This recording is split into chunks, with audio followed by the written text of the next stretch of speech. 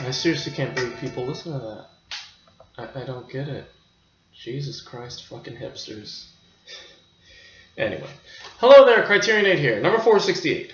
Science is Fiction. 23 films by Jean Painleve. Painleve. That's it, close enough. Okay. Shit, I gotta do math now. 302 minutes, color black and white, monaural and French with English subtitles, blah blah blah, 1.33 to 1 aspect ratio, blah blah blah blah. So, good God, that was exhausting. Trying to get through all those. Yeah. So, an interesting collection. So, for those of you who don't know, Jean Painleve was obviously a filmmaker. He specialized in, I guess, like movies, like little short films featuring a lot of, science, sea life. A good portion of the films, especially the ones on the first disc, all involve sea life and nature, mostly sea life. There are a couple of other ones featuring, like, I think one on pigeons, and but yeah, most of it is about. There's one about jellyfish. In fact, let me just read you the titles here. And they were meant to, I guess, not only educate but entertain. They were sort of like, kind of like the predecessor to all those nature documentaries.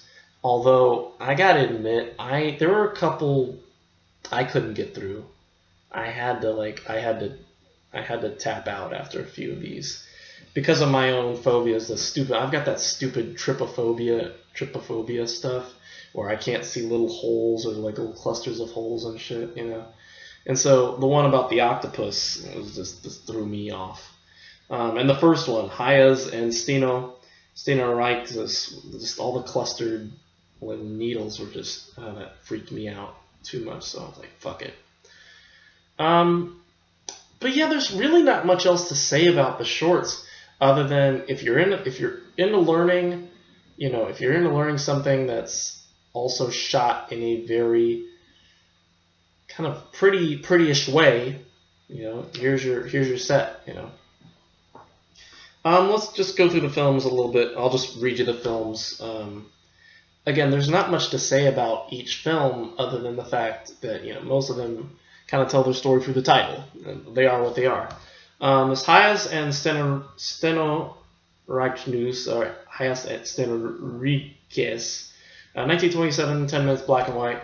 Sea Urchins, Orsons, 1954, 11 minutes, color.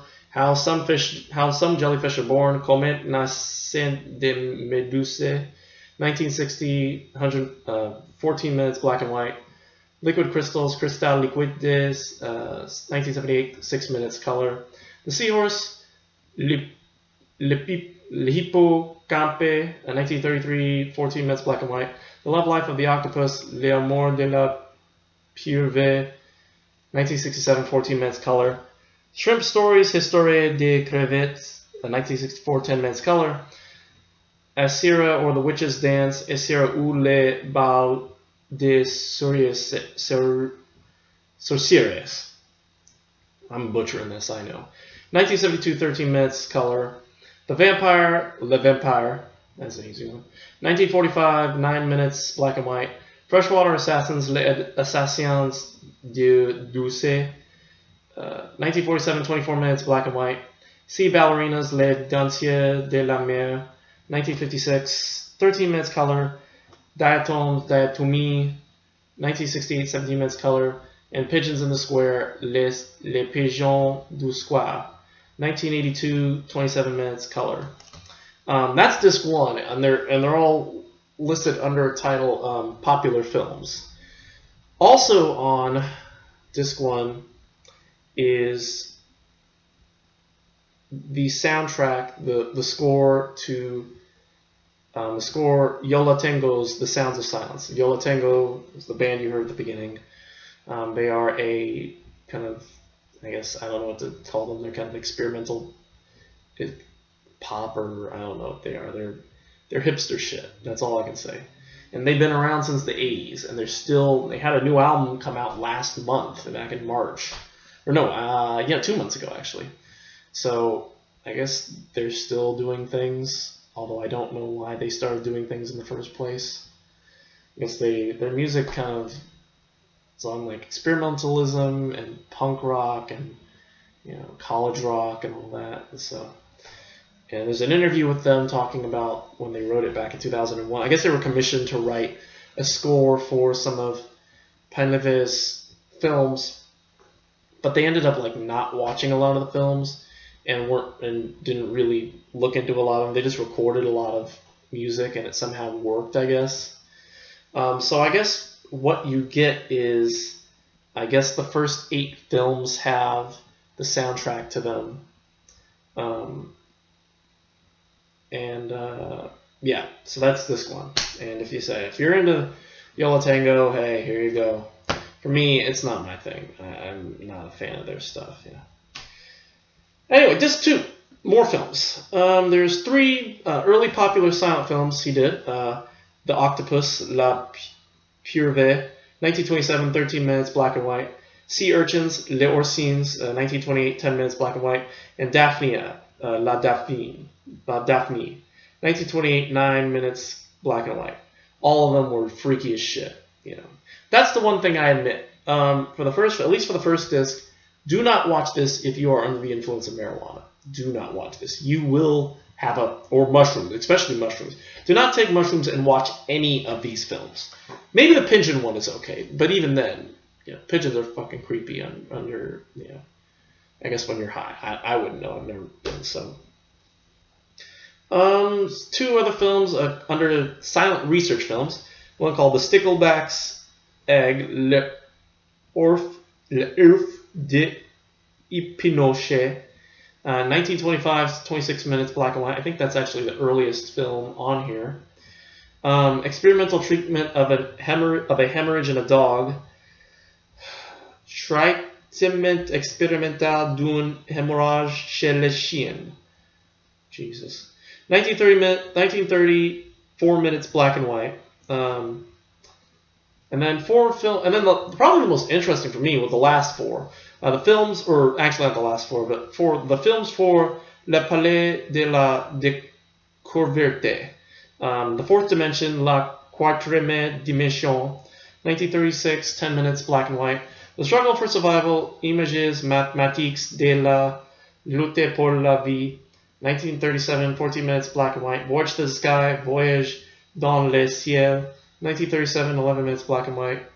Similarities between length and speed, Similitudes de longueur et des vitesses, 1937, 10 minutes, black and white. Yeah, the Fourth Dimension and similarities between length and speed were really actually interesting. And honestly, as much as I wasn't a fan of all the sea life ones and the early ones, which is funny because I love sea life. I like fish.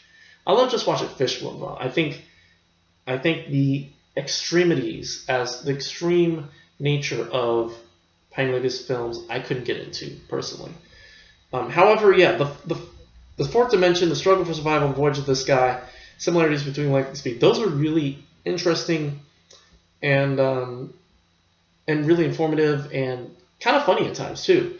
There's a bit, I think, in similarities between length and speed, which explains has this guy who shrinks down, and because of how he shows he tries to light his cigarette and he can't do that because of how the match, how matches respond.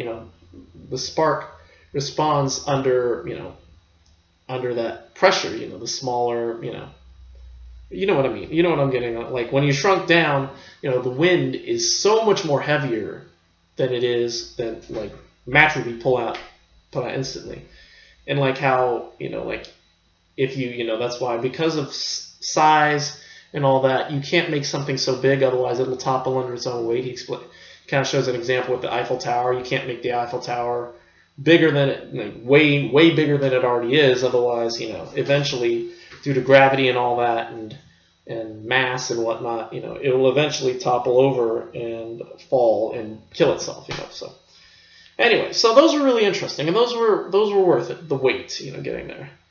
The final film is an animation called Bluebeard, Barbe Bleu, 1930, 13 minutes, Gaspar color. It's creepy as hell. Don't watch it.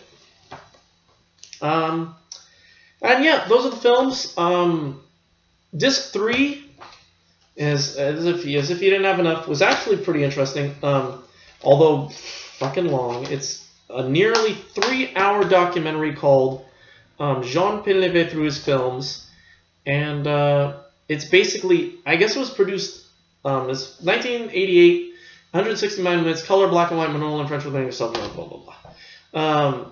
It was produced, I guess, a year before his death. Painleve died in 1989.